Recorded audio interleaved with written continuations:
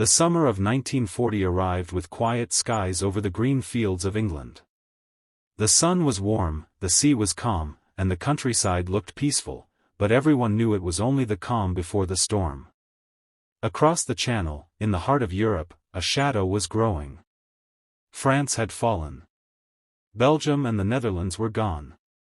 Hitler's armies stood undefeated, stretching from the Arctic to the Mediterranean. Europe had fallen silent, conquered in less than a year. And now, only one nation remained, small, proud, and alone. Britain. To the rest of the world, it looked hopeless. Britain had been driven from the beaches of France in a desperate evacuation at Dunkirk. The army was home but broken, its equipment abandoned in the sands. The navy was stretched thin, and the air force was outnumbered. Hitler believed the British would soon surrender. But he was wrong. Because Britain was not ready to surrender, not yet. The plan was simple in Berlin: before Germany could invade the island, it would have to control the skies. Operation Sea Lion, the invasion of Britain, could only happen if the Luftwaffe destroyed the Royal Air Force. So in the summer of 1940, the greatest air battle in history began. For the first time, the fate of a nation would be decided not on land or sea, but in the air. They were called simply, the Few. Barely 3,000 RAF pilots, young men from Britain, Canada, New Zealand, Poland, Czechoslovakia, South Africa, and even America. Many were no older than 20. They lived in small huts beside the airfields, sleeping in flight suits, waiting for the phone to ring or the bell to sound. When it did, they ran, sprinting to their Hurricanes and Spitfires, engines roaring, hearts pounding. Within minutes, they were airborne, climbing into the blue where death waited. Up there, everything happened fast. You didn't have time to think, only to react. The roar of engines, the clatter of machine guns, the hiss of tracer fire. Sometimes a pilot would see his enemy for only a second before one of them burst into flames. Battles lasted minutes but felt like lifetimes. A mistake could mean a fiery fall into the Channel, or worse, vanishing into the clouds and never coming back. Down below, Britain watched and waited. Families huddled around radios for the latest news. In London, in Liverpool, in Coventry, children were sent to the countryside while their parents dug shelters in their back gardens. The sound of sirens became part of life. The war had come to them now, not in the distance, but overhead. At first, the German attacks were aimed at the RAF's airfields and radar stations. The Luftwaffe believed it could cripple Britain's defenses in weeks. But the RAF refused to die. Pilots flew 4, sometimes 5 missions in a single day. They came back to base covered in oil and sweat, barely able to stand. Ground crews worked through the night repairing aircraft, patching bullet holes with aluminum and hope. And every morning, as the sun rose, they looked up again and saw the contrails, white lines that marked another day of survival. By August, the pressure was unbearable. Entire squadrons were lost. Young men vanished without a trace. But still, Britain endured. Then, in September, everything changed. Hitler, frustrated by the RAF's resistance, changed tactics. Instead of targeting airfields, he turned his bombers on the cities. The Blitz had begun. Night after night, the bombers came. The sky glowed red over London as thousands of homes were set ablaze. Families fled to the underground, sleeping on train platforms as bombs shook the earth above them. The smell of smoke and dust filled the air. Streets disappeared beneath rubble. But the people did not break. In the morning, they swept the glass from their doorsteps, patched the walls, and went on. Over the ruins, signs appeared with messages written in chalk: "We can take it."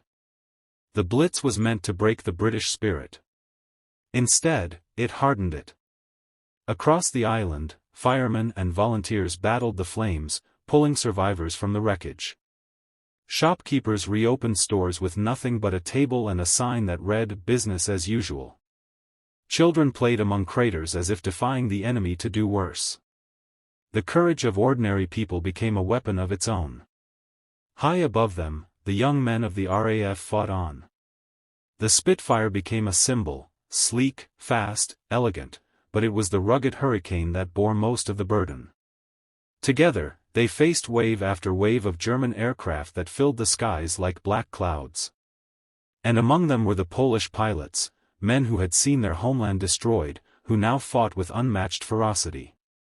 They flew with vengeance in their hearts, and their kills soared. Squadron 303 became one of the most successful in the entire war. By mid-September, the tide was turning. The Luftwaffe was losing aircraft faster than it could replace them. The RAF was exhausted but unbroken. And then came September 15, 1940, the day that would decide it all.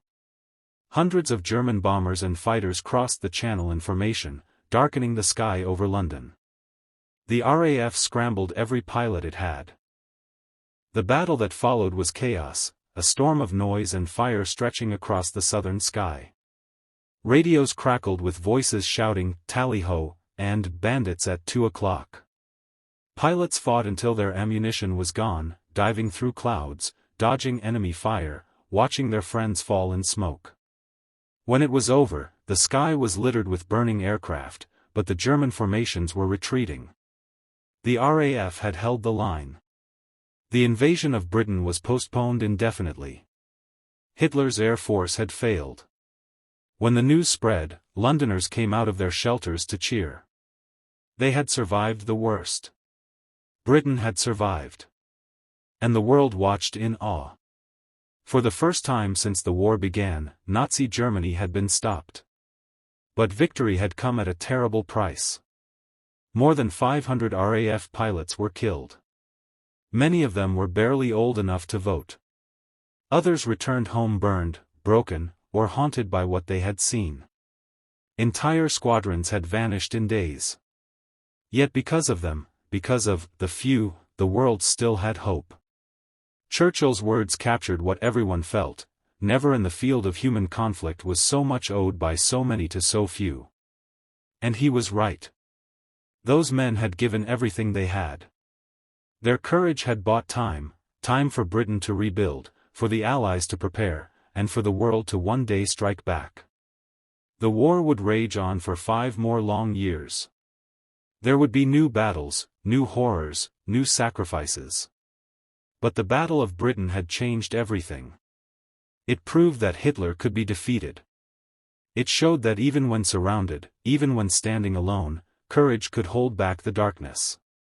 Years later, when the guns finally fell silent, the people who had lived through those days would remember the sound of sirens and engines, the nights of fire and fear, and the mornings when smoke rose from their cities but the flag still flew. They would remember how they stood together, a nation unbroken. And even today, when you see a Spitfire rise into the sky, that sound, the deep growl of the Merlin engine, still carries the memory of that summer. The summer when Britain stood alone. The summer when courage held the line. The summer when a handful of young men in the sky saved not just their homeland, but the free world itself.